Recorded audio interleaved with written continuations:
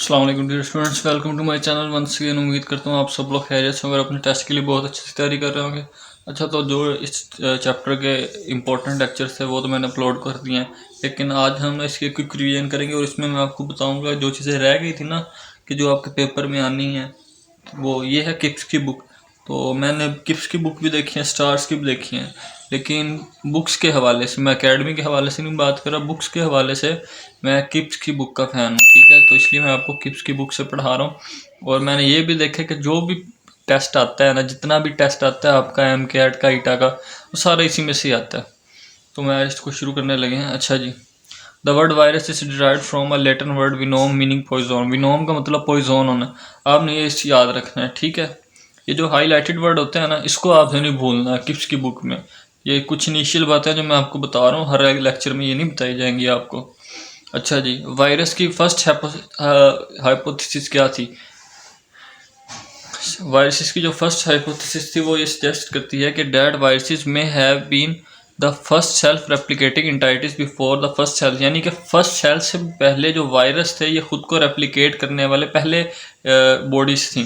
अच्छा जी, Edward Jenner ने 1796 में क्या किया था? Developed first vaccine against small pox. और ई चैम्बरलैंड ने 1884 में क्या किया था? Filterable nature of rabies virus. यानी वायरस जो थे ये फिल्टर पेपर में से गुजर जाते थे, यानी इनका साइज बहुत कम था। ये पता किसने कराया था? सी चैम्बरलैंड ने। उसके बाद 1892 में क्या पता चला? फिल्टरेबल नेचर ऑफ टियामी, यानी टोबैको मोज़ेक वायरस की फिल्टरेबल नेचर का पता चला था। उसके बाद 1935 में इनकी आइसोलेशन, प्योरिफिकेशन और क्रिस्टलाइजेशन की गई थी टोबैको मोज़ेक वायरस की। उसके बाद 1915 और 1917 में क्या डिस्कवर्ड बैक्टीरियोफेजिस। ये जनरल बातें थी, इसमें कुछ खास नहीं था। आज तक इसमें से कुछ आया तो नहीं है, लेकिन ये जो टेबल है, ये टेबल आपने लाजमी देखना है। अब करेक्टरिस्टिक्स ऑफ वायरसेस, जो वायरसेस की करेक्टरिस्टिक्स है ना, हम उस पर बात करेंगे। तो कुछ अच्छा जी, अच्छा, they can not be grown on artificial culture media, they can reproduce only in living cell where they reproduce by replication. अब वायरसेस किस तरह अपने आप को रिप्रोड्यूस करते हैं? ये रिप्रोड्यूस करते हैं सिर्फ और सिर्फ रेप्लिकेशन से, और कोई मेथड नहीं है, सिर्फ रेप्लिकेशन। बाइनरी फिशन जो है वो आपने नहीं देखना है, इसमें रेप्लिकेशन बाइनरी फिशन बैक्टीरिया में होती है। All viruses are generally resistant to the broad range of available antibiotics. Antibiotics से ये जो वायरसेस हैं ये बिल्कुल रेजिस्टेंट हैं। एंटीबायोटिक्स का वायरसेस पे कोई असर नहीं होता। एंटीबायोटिक्स होती है बैक्टीरिया के, such as penicillin, streptomycin and other. They range in size from 250 nanometre of pox virus to 20 nanometre of parvo virus. यानी पॉक्स वायरस 250 नैनोमीटर से लेकर ये 20 नैनोमीटर पर्वो वायरस तक के साइज के होते हैं। They are 10 to 1000 times smaller than that most of the bacteria. ये हर बैक्टीरिया से, यानी ज़्यादातर बैक्टीरिया से ये 10 से 1000 गुना छोटे होते हैं, इसलिए फिल्टर पेपर से नीचे गुजर जाते हैं और इनकी नेचर फिल्टरेबल होती है। So they can pass through the pores of filter paper. अच्छा, viruses show characteristics of both living and non living. ये लिविंग भी हैं और नॉन लिविंग भी हैं। आप इनको ना लिविंग कह सकते हैं ना नॉन लिविंग कह सकते हैं, ये बॉर्डर लाइन केस पे आते हैं। The living characteristic of virus. अब पहले हम इनकी ना लिविंग करेक्टरिस्टिक्स देखेंगे। अच्छा जी, viruses occur in different varieties और strains, they have their own genetic material. इनका अपना जेनेटिक मादा होता है, विरासती मादा, in the form of either DNA और RNA। इनमें DNA भी हो सकता है और RNA भी हो सकता है। डेट कैन अंडरगो म्यूटेशन, और उनमें म्यूटेशंस भी होती हैं। ये लिविंग करेक्टरिस्टिक्स हैं वायरसेस की। They produce by using the metabolic machinery of the host cell. Metabolic machinery भी यूज़ करते हैं ये। They enter the cells of living organism and cause disease, obligate intracellular parasite. जब तक ये आपकी बॉडी के बाहर है कुछ नहीं कर सकते, लेकिन जब आपकी बॉडी के अंदर जाएंगे ये आपकी ही मशीनरी, आपके ही सेल्स को यूज़ करके आपके खिलाफ काम करेंगे। इसलिए इनको क्या कहते हैं? Obligate intracellular parasites.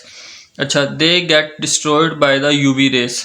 इनको अल्ट्रा वायलेट रे से डिस्ट्रॉय भी किया जा सकता है। अब इनकी हम नॉन लिविंग कैरेक्टरिस्टिक्स देखते हैं। दे लेक सेलुलर स्ट्रक्चर, इनका सेलुलर स्ट्रक्चर नहीं होता, कोएंजाइम नहीं होते इनमें, and enzyme synthesis system and do not have metabolic activity. इनकी अपनी मेटाबॉलिक एक्टिविटी होती ही नहीं है, ये होस्ट पे डिपेंडेंट होते हैं 100%। They can crystallise and store, इनको क्रिस्टलाइज भी किया जा सकता है और स्टोर भी किया जा सकता है। यानी कि इनको स्टोर कर लें, ये इनएक्टिव हो जाएंगे, लेकिन जैसे ही इनको अपना सूटेबल टेम्परेचर और लिविंग सेल वाली कंडीशंस मिलेंगी ये फिर अपने आप को एक्टिव कर लेंगे। दे डू नॉट रेस्पायर, इनमें रेस्पिरेशन भी नहीं होती है। And behave as inert infectious particle, outside the host, यानी कि आउटसाइड द होस्ट जब भी ये कुछ भी नहीं, इनर्ट है। इनर्ट गैसेज आपने देखी है ना जो रिएक्ट ही नहीं करती, ये इनर्ट इन्फेक्शियस पार्टिकल है। अगर आपसे पूछा जाए इनर्ट इन्फेक्शियस पार्टिकल कौन सा है, बैक्टीरिया नहीं है, वो वायरस है। प्रियोन्स आर हाँ, ये जो दो पॉइंट्स हैं ये याद रखने। प्रियोन्स और वायरोइड्स में क्या फ़र्क होता है? Prions are infectious particle made only of protein and cause mysterious brain infection in man and mad cow infection in cow। अच्छा, prions are infectious particle. Prion सिर्फ और सिर्फ प्रोटीन से बने होते हैं, सिर्फ और सिर्फ प्रोटीन से बने होते हैं। Viroids are minute particles of RNA and lack protein. Viroids किस चीज़ से बने होते हैं? आरएनए से, और इनमें प्रोटीन कोट नहीं होता। They cause diseases in both plants and animals. अब इसमें हमने क्या देखा था? They cause brain infection in man and mad cow infection, यानी ये सिर्फ और सिर्फ एनिमल को इफेक्ट करते हैं प्रियॉन्स। लेकिन जो वायरोइड्स हैं ये प्लांट्स को भी इफेक्ट करते हैं और एनिमल्स को भी इफेक्ट करते हैं। अब इसके बाद classification of virus. Classification of viruses में हम देखते हैं host organism, morphology, genome type, mode of action in the host, mode of replication. मैंने इस पर एक डिटेल्ड लेक्चर बनाया, आपने वो देख लेना। लेकिन इसमें जो हाईलाइट चीज़ें मैं आपको बता देता हूँ। बैक्टीरिया बैक्टीरियोफेजेस में, बैक्टीरियोफेज क्या करता है? बैक्टीरियोफेज में डीएनए होता है, किसी के पास कुछ के पास आरएनए होता है, लेकिन ज़्यादातर के पास डीएनए होता है। अच्छा जी, प्लांट वायरसेस ज़्यादातर के पास क्या होता है? आरएनए जीनोम होता है। उसके बाद ये कुछ वायरसेस ये आपने याद करने, ये आते हैं तो ये भी हैं। इतना तो नहीं आता खास, से आज तक आया तो नहीं, मैंने देखा होगा किसी पेपर में, लेकिन इसको भी आपने देखना है। ये इंपॉर्टेंट है, इसमें से हर साल आता है। यूएचएस 2023 में भी इसमें से आ चुका है एमसीक्यू, और यूएचएस 2022 में भी आ चुका है। मैंने इनमें पूरा एक डिटेल लेक्चर बनाया हुआ, वो आपने देखना। ये पूरा टेबल आपने याद करना है कि सिंगल स्ट्रैंडेड आरएनए वायरस में कौन कौन से आ रहे हैं, डबल स्ट्रैंडेड आरएनए में कौन कौन से आ रहे हैं, डबल स्ट्रैंडेड डीएनए में कौन कौन से आ रहे हैं। तो ये तो तीन है ना, ये एक ही नस्ल के ही हैं, लेकिन इनकी आगे एग्जाम्पल्स डिफरेंट बनती है। स्ट्रक्चर ऑफ वायरसेस में क्या होता है? Primary it can be divided into two parts, core and coat, यानी कोर और कोट हम इनको प्राइमरी टू पार्ट्स में डिवाइड करते हैं। सेंट्रल कोर की बात करें, सेंट्रल कोर में हमने क्या करना है? इसमें इधर डीएनए भी हो सकते हैं और आरएनए भी हो सकते हैं। Core protein include one or more enzyme that facilitate the virus in its mode of action with the host body. Core protein में एक से ज़्यादा एंजाइम हो सकते हैं, कुछ पेनिट्रेशन में, कुछ अटैचमेंट में, वेरियस फंक्शन में जो मदद करती हैं। For example retrovirus and hepatitis B virus को रिवर्स ट्रांसक्रिप्टेज, यानी कि रेट्रोवायरस और हेपेटाइटिस बी जो वायरस है इनमें कौन सी एंजाइम होती है? Reverse transcriptase which convert single stranded RNA genome into double stranded DNA genome. ये एमसीक्यू होता है, बड़ा इंपॉर्टेंट है कि रिवर्स ट्रांसक्रिप्टेज क्या काम करती है? ये सिंगल स्ट्रैंडेड आरएनए जीनोम को डबल स्ट्रैंडेड डीएनए जीनोम में कन्वर्ट करती है। आउटर कोर की बात करते हैं। The coat is the outer covering of viral particle which consist of capsid and envelope, यानी कि जो आउटर कोट है ये कैप्सिड और एनवलप पे बेस होता है। The capsid is protective coat of protein surrounding the central core. It composed of identical repeating unit known as capsomere, यानी आउटर कोट से जिन यूनिट से मिलकर बनता है उनको हम कैप्सोमेर्स कहते हैं। अच्छा जी, a few viruses have an additional lipoprotein envelope around the capsid which is derived from the cell surface membrane of the host, यानी लिपोप्रोटीन एनवेलप जो होस्ट से लेता है वायरस, एक इजाफी कवर होता है, इसको हम एनवेलप्ड वायरस भी कहते हैं। also contain virally encoded protein। non-enveloped virus are known as naked viruses। अच्छा जी, तो बैक्टीरियोफेजिस की बात करते हैं। ये है हमारा मेन टॉपिक। पीछे मैंने जो आपको बताया है उसको आपने देखना है, अच्छे से याद करना है, जहन में रखना है, उसको भूलना नहीं है बार बार। लेकिन जो चीज़ें इनमें हाईलाइट की होती हैं वो आपने लाजमी याद रखनी है। The word bacteriophage literally means eater of bacteria. Bacteria जाहिर कर रहा है, फेज का मतलब eater of bacteria. So bacteriophage is a type of virus that infects bacteria, यानी कि बैक्टीरियोफेज कोई बैक्टीरिया नहीं है, बैक्टीरियोफेज वायरस का नाम है जो बैक्टीरिया को इन्फेक्ट करता है। स्ट्रक्चर की बात करें बैक्टीरियोफेज की, इसका शेप जो है ये टैडपोल शेप्ड है। The inner core of head consist होता है इसका डीएनए जीनोम पे, लेकिन सम के पास आरएनए भी होता है, हम पीछे बात कर रहे हैं। Below the head is a narrow neck or collar. जो हेड है, हेड के नीचे क्या होता है? नैरो नेक या ये कॉलर आपको नजर आ रहा होगा, ये इसका कॉलर है। अच्छा जी, below tail is a hollow tube made up of protein through which nucleic acid passes during infection. ये जो टेल है इसमें से न्यूक्लिक एसिड पास होता है ड्यूरिंग इन्फेक्शन। ये होलो होती है, यानी अंदर से खाली होती है बिल्कुल। ये वाली टेल इसकी बात कर रहे हैं। अच्छा जी, ये कॉन्ट्रैक्ट होती है during infection of the bacterium.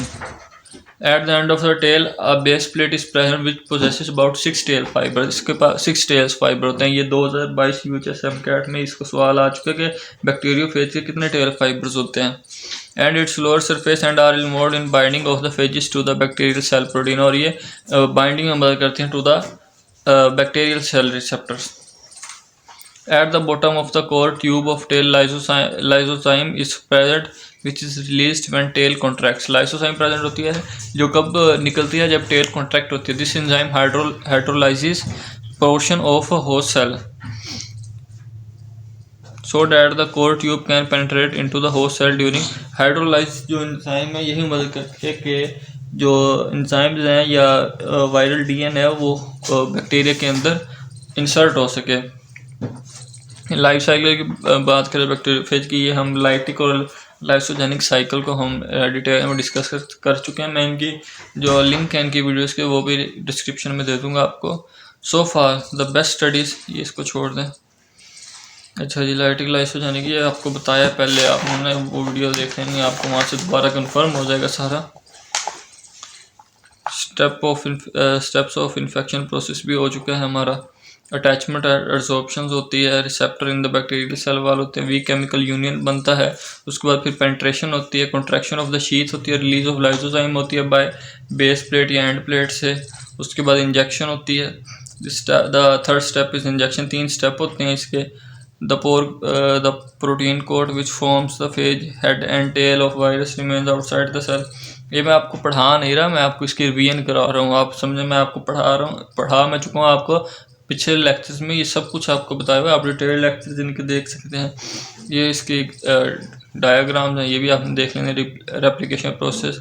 2 types of cycles are usually seen, lytic and lysogenic. Lytic का आपको मैंने बताया था जिसमें बैक्टीरिया डिस्ट्रॉय कर देते हैं, और लाइसोजेनिक में जिसमें बैक्टीरिया और वायरस जो होता है जिनोम वो आपस में इनकॉर्पोरेट होकर रहते हैं। इस पर भी डिटेल लेक्चर बन चुका है हमारा, ये चीज़ें भी देख लें। वायरस फीचर इसमें बताया, लाइटिक साइकिल लाइसोजेनिक साइकिल, इन दोनों में डिफरेंस है। यानी वायरस इसमें क्या कहते हैं, उसको लाइटिक या विरुलेंट फेज कहते हैं वायरस को। लाइसोजेनिक साइकिल में हम इसको कहते हैं टेम्परेट फेज। रिलेशनशिप इनमें क्या होता है, लाइटिक साइकिल में बैक्टीरिया और वायरस का मास्टर स्लेव, लेकिन लाइसोजेनिक साइकिल में होस्ट गेस्ट रिलेशन होता है। इफेक्ट्स की बात करें, इन्फेक्शियस साइकिल होता है, लेकिन जो लाइसोजेनिक साइकिल है ये नॉन इन्फेक्शियस साइकिल होता है। अब कंट्रोल की बात करें तो वायरल DNA कंट्रोल ले लेता है। लाइटिक साइकिल में, लाइसोजेनिक साइकिल में इंटीग्रेटेड रहते हैं, यानी अलग नहीं होते। बैक्टीरियल DNA डिस्ट्रॉय हो जाता है, लेकिन इसमें bacterial DNA remains intact. Viral diseases ये मोस्ट इंपॉर्टेंट है, इसको आपने नहीं भूलना। इस पर मैंने लेक्चर भी नहीं बनाया, तो मैं इसको भी आपको ना साथ ही डिस्कस करवा देता हूँ। इसको नहीं भूलना। इसमें मैं जो आपको चीज़ें बता रहा हूँ ना वायरल डिसीजेज में, आप लिख लें, इसमें से कुछ ना कुछ आ जाना है। हर साल आता है, हर साल आता है इसमें से, तो आपने इसको भी हल्के में नहीं लेना। अच्छा, मैं आपको पहले बता दूँ ये क्या है। यहाँ पे डिसीजेज लिखी हुई हैं, फिर यहाँ पे वायरसेस के नेम्स हैं, यहाँ पे सोर्स ऑफ जो इनका ट्रांसमिशन है, यहाँ ये सिम्टम्स हैं, और इधर प्रिवेंशन है इनकी, किस तरह प्रिवेंशन कर सकते हैं। एक दफ़ा हेपेटाइटिस D की आ गई थी मेरे ख्याल में, या उसकी हेपेटाइटिस C की आई थिंक आई थी, मैं आपको बता देता हूँ साथ साथ ही। अच्छा जी, हर्पेस सिम्प्लेक्स, इसको हम हर्पेस सिम्प्लेक्स वायरस 1 कहते हैं। ये DNA इन्वेलप्ड वायरस होता है। इसके सोर्स ऑफ ट्रांसमिशन क्या है, ओरल सेक्रेशंस और फिजिकल कॉन्टैक्ट विद सोर्स और बाय ऑब्जेक्ट, टूथब्रश या यूटेंसिल से ये ट्रांसमिट हो सकता है, यानी टच से ये ट्रांसफर होता है। इसके सिम्टम्स क्या है, blister, vascular layer, epithelial layer और वेक्टोडर्मल टिश्यू, जिसको हम फिंसियाँ वगैरह नहीं कहते, उस तरह के पानी वाले जो दाने बन जाते हैं आपको। Most commonly in mouth, lips and skin sides, यानी कि जो हमारे स्मूथ मसल हैं, यानी जो आपके होंठ हैं, इधर अक्सर दाने से बन जाते हैं, लिप्स पे, मुंह पे उनके। इसके लिए जो प्रिवेंशन है, एंटीवायरल ड्रग्स और अवॉइड कॉन्टैक्ट, यानी जो एंटीवायरल जो वायरस को किल करें। मीजल्स, पैरामिक्सोवायरस हैं, RNA इन्वेलप्ड वायरस होते हैं। इसकी सोर्स ऑफ ट्रांसमिशन क्या है, कफिंग एंड स्नीजिंग है। इसमें क्या होता है, फेवर हो जाता है, नाक बहने लगती है, कफ खांसी, आंखें लाल हो जाती हैं, रेड फ्लैट रैशेज, स्किन पे लाल धब्बे बन जाते हैं। ऑटो इम्यूनिटी, यानी इससे बंदा खुद ही रिकवर हो जाता है मीजल से, या इसके लिए वैक्सीनेशन होती है। मम्स क्या, पैरामिक्सोवायरस है। मीजल एंड मम्स एक चीज़ है, इसकी सोर्स ऑफ ट्रांसमिशन भी सेम है, इनके सिम्टम्स भी काफ़ी हद तक सेम है। मम्स में क्या होता है, फीवर हो जाता है, आपको पट्ठों में दर्द होता है, सर दर्द होता है, painful swelling of parotid glands. उसके बाद ऑटो इम्यूनिटी इसमें भी हो जाती है, वैक्सीनेशन कोई मसला नहीं है इसका भी। पोलियोमाइलाइटिस, पोलियो ये बड़ी ख़तरनाक बीमारी है। पोलियो वायरस कहते हैं इसको, एंटीरियो वायरस कहते हैं। उसके बाद आरएनए नॉन एनवेलप्ड वायरस कहते हैं, स्फेरिकल कैप्सिड होता है ये। उसके बाद स्मॉलेस्ट नॉन वायरस, ये भी एमसीक्यू है, स्मॉलेस्ट नॉन वायरस कौन सा है, तो इसको ये है पोलियोमाइलाइटिस यानी polio virus smallest non virus है। ओरोफिकल ट्यूब से यानी कि जहाँ से हम खाना खाते हैं या फिकस से हमारे ये हमारे ट्रांसमिट हो सकते हैं। उसके बाद damage to motor neurons, motor neurons को इफेक्ट करता है। जब मोटर न्यूरॉन्स यानी आपके फैक्टर से इफेक्ट हो गए तो आपकी बॉडी काम ही करना छोड़ देगी। इतनी गंदी बीमारी है ये, नहीं है जिसको हम कहते हैं फालिज हो गया, ये आपको फालिज कर देगा। Neurons of spinal cord and leading to paralysis of limbs, जिसम ही नहीं काम करना तो बंदा किस काम करेगा। इसके लिए क्या है, वैक्सीनेशन होती है या फिजियोथेरेपी होती है। जो हमारे फिजियोथेरेपिस्ट बनते हैं वो इसके लिए हमें एक्सरसाइज वगैरह बताते हैं ताकि जल्दी से जल्द बंदा इससे रिकवर हो सके। हेपेटाइटिस ए बी सी, ये बच्चों को बड़ा क्या करते हैं, परेशान करते हैं। इन्हें इन्फेक्शियस कौन सा है, सीरम हेपेटाइटिस कौन सा है, और इन्फ्यूजन हेपेटाइटिस कौन सा है। हेपेटाइटिस ए वायरस की बात करें, हेपेटाइटिस ए जो है ये आरएनए नॉन एनवेलप्ड वायरस है। इसका भी वही सोर्स ऑफ ट्रांसमिशन है, oral faecal tube. Acute infection, favour होता है, लॉस ऑफ एपेटाइट होता है, भूख नहीं लगती है आपको, नोजिया, वोमिटिंग, उल्टी आती है, जॉन्डिस, यरकान हो जाता है। इसके लिए क्या है, वैक्सीनेशन है। ये गुड हाइजीन, गुड हाइजीन मतलब आप अपनी साफ सफाई का ख्याल रखें। हेपेटाइटिस ए वायरस में, हेपेटाइटिस ए को क्या कहते हैं, इन्फेक्शियस वायरस। ये भी आपने याद रखना कौन सा नॉन एनवेलप्ड है या कौन सा एनवेलप्ड है। अब बात करते हैं जी हेपेटाइटिस बी वायरस जो है, इसको हम क्या कहते हैं, मैं आपको इधर लिख भी देता हूँ। ये वायरस है, ये इसका सोर्स ऑफ ट्रांसमिशन है, ये इसकी सिम्टम्स हैं, और यहाँ पे आ जाती है इसकी प्रिवेंशन, और ये है डिजीज़। ठीक होगा, ये disease, virus, source of transmission, symptom, prevention. Hepatitis B virus की बात करें, हेपेटाइटिस बी को सीरम वायरस कहते हैं। हेपेटाइटिस बी वायरस जो है ये डीएनए इन्वेलप्ड वायरस है। उसके बाद contaminated blood, sexual contact mother to newborn, यानी कि ये माँ से बच्चे में भी ट्रांसमिट हो सकता है हेपेटाइटिस बी, इसलिए हम इसको सीरम हेपेटाइटिस कहते हैं। अच्छा जी, इसमें क्या होता है, येलोइश स्किन, टायर्डनेस, थकावट, डार्क यूरिन, जो आपको काला यूरिन आता है, ब्लैक यूरिन, और उसके बाद abdominal pain, chronic liver cancer. Hepatitis B में आपको सिम्टम्स में लीवर कैंसर भी हो सकता है। हेपेटाइटिस है तो लीवर की बीमारी सारी। Hepa means liver, titis mean inflammation. Vaccination, alpha interferons, आपने इसमें कंफ्यूजन करने के लिए आपको बीटा भी दे सकते हैं, बीटा इंटरफेरोन्स नहीं, अल्फ़ा इंटरफेरोन्स। इसकी प्रिवेंशन क्या, screening of blood. Hepatitis C की बात करें तो इसमें आ जाता है इन्फ्यूजन हेपेटाइटिस। हेपेटाइटिस सी को हम कहते हैं इन्फ्यूजन हेपेटाइटिस। उसके बाद ये HCV यानी हेपेटाइटिस सी वायरस से फैलता है, इसको हम आरएनए इन्वेलप्ड वायरस कहते हैं। इन्फेक्टेड ब्लड और अदर और ब्लड प्रोडक्ट्स, यानी इसका source of transmission infected blood है या अदर ब्लड प्रोडक्ट्स हैं। इसके भी ऊपर वाली सारी हैं symptoms. No vaccination, alpha interferons, इसके लिए भी अल्फा इंटरफेरोन्स चाहिए हैं। हाँ, राइबा वायरन ये आया था, राइबा वायरन का आया था कि राइबा वायरन किस में यूज़ होती है, किस बीमारी में यूज़ होती है। हेपेटाइटिस सी, इन्फ्यूजन हेपेटाइटिस भी आपको दे सकता है, कुछ भी दे सकता है। आपने याद रखना है राइबा वायरन, क्योंकि बाकी चीज़ें कॉमन है, सब में आ रही हैं। एक ये चीज़ है जो अलहदा आ रही है, सिर्फ इसी में आ रही है राइबा वायरन। राइबा वायरन कहाँ पे यूज़ होती है, हेपेटाइटिस सी वायरस में। ये आपने याद रखना है, इंपॉर्टेंट है। ये आ भी चुका है, 2019 में मेरे ख्याल आया था ये। हेपेटाइटिस डी, हाँ ये भी इंपॉर्टेंट। हेपेटाइटिस डी किससे, बाकी सबका नाम है। हेपेटाइटिस डी का जो वायरस उसको हम वायरॉइड्स कहते हैं। प्रियोन्स और वायरॉइड्स हम पीछे पढ़ के आ चुके हैं, आपको पता है। प्रियोन्स अकेले प्रोटीन पे बेस होते हैं और वायरॉइड्स इनका अपना आरएनए होता है। मैंने आपको पीछे बताया था, मैं दिखा देता हूँ। वायरॉइड्स आर माइन्यूट यानी smallest particles of RNA and lack protein coat, ये लिखा हुआ है। तो मैं आपको पीछे भी थोड़ी देर पहले बता के आपने भूलना नहीं है।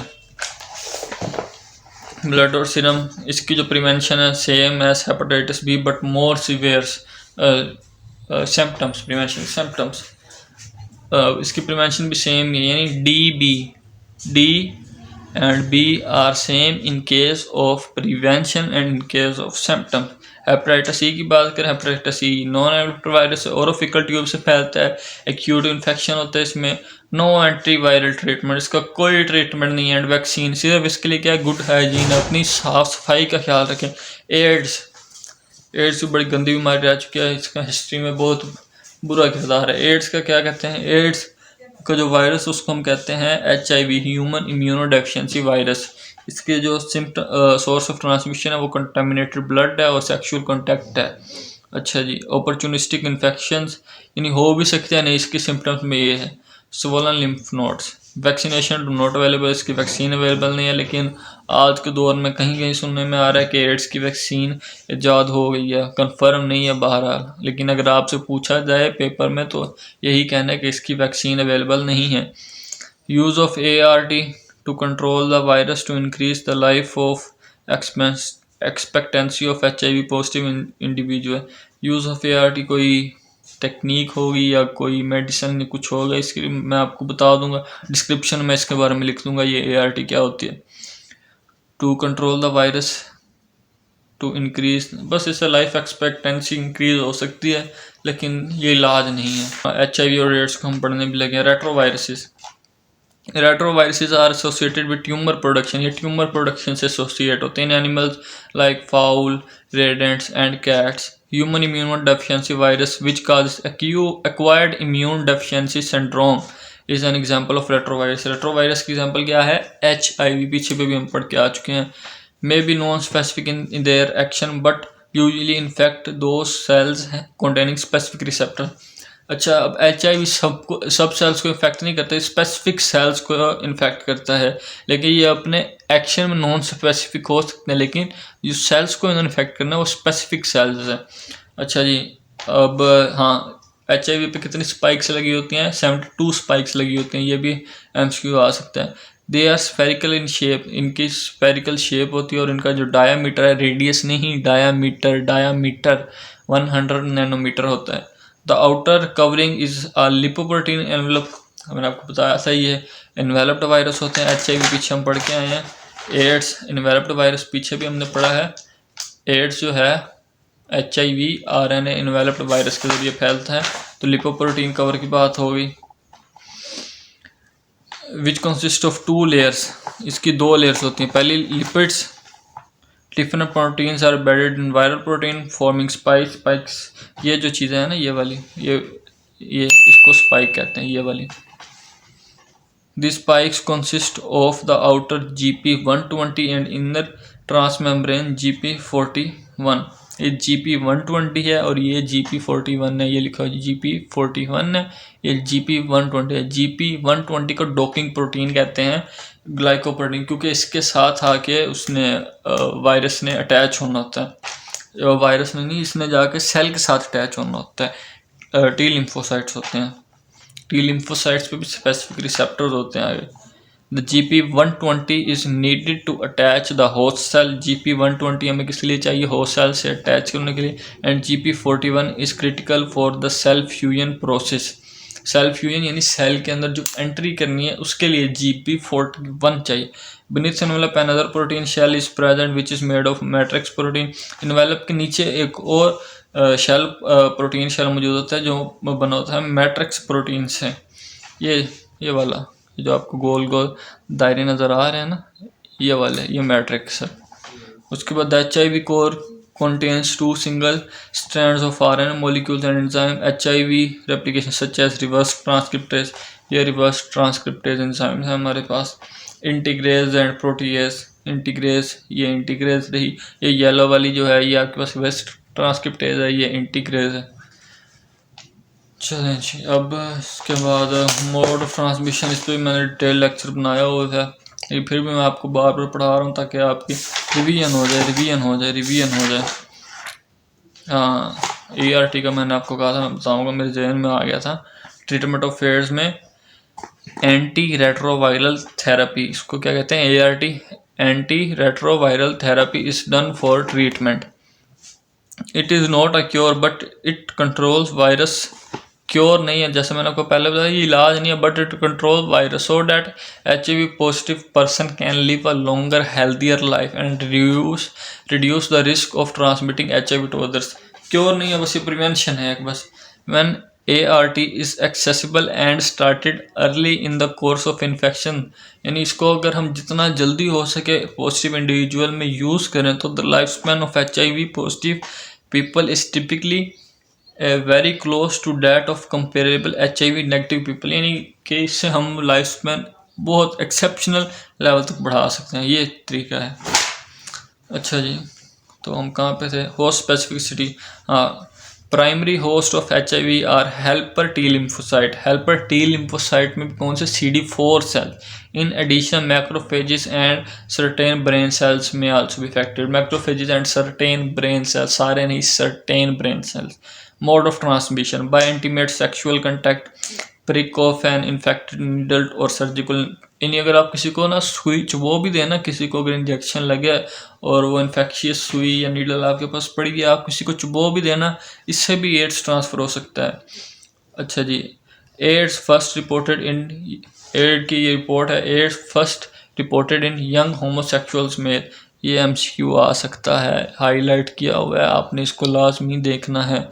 Having one or more complex symptom like swear pneumonia हो सकता है, इसमें वेस्कुलर कैंसर हो सकता है, सडन वेट लॉस हो सकता है, स्वोलन लिम्फ नोड्स बन सकते हैं, एंड इम्यून डेफिशिएंसी और decreased immune function. Life cycle या इन्फेक्शियस साइकिल ऑफ HIV की बात करें, following steps are involved in the life cycle of HIV. The initial step is the life cycle of HIV. It is adsorption. सबसे पहले क्या होती है? adsorption होती है। attachment which is characterized by the binding of GP120। GP120 का मैंने आपको बताया था docking glycoprotein कहते हैं। develop of GP120 envelop protein to the CD4 receptors on the surface of T4 cell, T4 lymphocytes। T lymphocyte में T4 lymphocytes और CD4 receptor cell, जिनके पास CD4 रिसेप्टर होता है। अच्छा जी, उसके बाद क्या होता है? अंदर जाके अनकोटिंग हो जाती है इनकी, फिर रिवर्स ट्रांसक्रिप्टेज सिंथेसाइज करता है single stranded DNA complementary to the viral RNA, viral RNA के लिए जो लाजमी होता है। उसके बाद after reverse transcription the viral genomic RNA is integrated by RNAs, the single stranded DNA is replicated to form double stranded DNA। इस पर पूरा लेक्चर बना हुआ है, लेकिन जो इसमें हाईलाइटेड चीज़ें हैं वो आपने देखनी है। The integrated DNA is known as integrated DNA को क्या कहते हैं? Is known now called provirus. ये इसका एक मुकम्मल है, ये भी आपने देख लेना, इसकी मुकम्मल डायग्राम। मैंने इस पर डिटेल लेक्चर बनाया हुआ है, तो अब मैं उसका लिंक दे दूंगा सारे लेक्चर्स का, आपने वहाँ से जाकर देख लेना है। तो एड्स आपने ये नहीं सोचना कि मॉस्क्यूटो से भी जा सकते हैं, किसी और चीज़ से, इंसेक्ट से। एड्स इस तरह कभी नहीं ट्रांसफ़र होता। तो बाकी अगर आपको इसकी कुछ चाहिए हो पिक्स वगैरह तो वो भी मैं आपको दे दूँगा। अच्छा, एंड पे फ्लो चार्ट डिस्कस कर लें। सारा पढ़ाया तो था आपको, लेकिन फिर फ्लो चार्ट डिस्कस कर लेते हैं इसका, कि किस तरह इन्फेक्शन शुरू होते हैं और एंड तक किस तरह चलता है। सबसे पहले क्या होता है? एड्सॉर्प्शन या अटैचमेंट होती है GP120 की CD4 से, फिर फ्यूजन होती है वायरल एनवलप की with cell membrane. Viral envelope और सेल मेम्ब्रेन के दरमियान जोड़ बनता है। Entry of virion into host cell by endocytosis. Endocytosis के ज़रिए उसके अंदर जाता है, यानी कि होस्ट सेल में। उसके बाद अनकोटिंग होती है, रिलीज़ होता है वायरल RNA और साथ में एंजाइम्स जैसे रिवर्स ट्रांसक्रिप्टेज, इंटीग्रेस, प्रोटीएज या मैट्रिक्स में जो होती हैं वो जाती है अंदर, उनकी अनकोटिंग होती है। अब रिवर्स ट्रांसक्रिप्टेज ने क्या करना है? जो वायरस के पास RNA है, वायरल RNA है, उसको RNA और cDNA हाइब्रिड बनाना है, जो बाद में कन्वर्ट हो जाएगा डबल स्ट्रैंडेड DNA में। उसके बाद डिसइंटीग्रेशन होगी वायरल RNA की बाय RNAs। फिर उसके बाद integration by integrated DNA provirus बन जाएगा। फिर transcription by host cell RNA polymerase होगी, प्रोवायरल DNA कन्वर्ट होगा प्रोवायरल RNA। उसके बाद प्रोवायरल DNA कन्वर्ट होगा प्रोवायरल RNA और मैसेंजर RNA में जोड़ बनेगा, प्लस उसके साथ वायरल जीनोमिक RNA बनेगा। Translation bye host ribosome messenger RNA several large protein. Translation में हमें पता है कि प्रोटीन्स बनती है, उसके बाद incorporation and assembly of mature virions, फिर बडिंग एंड लाइसिस, यानी कि जो नए सेल्स बने हैं वो होस्ट सेल से टूट के अलग हो जाएंगे और जो होस्ट सेल है वो डिस्ट्रॉय हो जाएगा।